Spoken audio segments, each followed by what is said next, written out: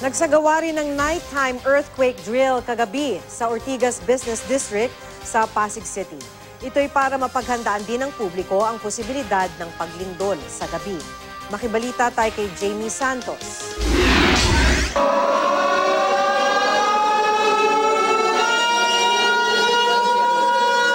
Pagtunog ng sirena, ito na ang naging hudyat na kunwari lumindol.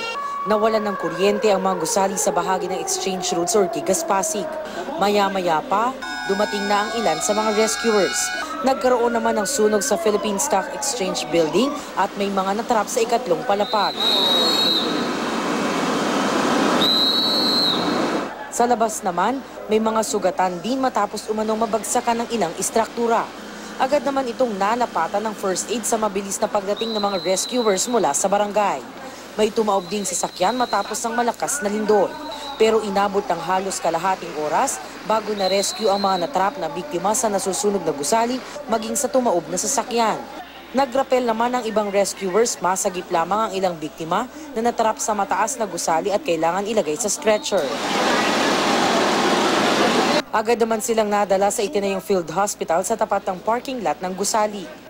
Ginamit na nga rin daw nila ang kanilang sariling satellite para may komunikasyon pa rin sila kapag lumindol. Sa kabuuan, mahigit 1,000 katao raw mula sa responders at casualties mula sa LGU at private sector sa Pasig City ang lumahok sa earthquake drill sa Ortigas kagabi. Jamie Santos, GMA News.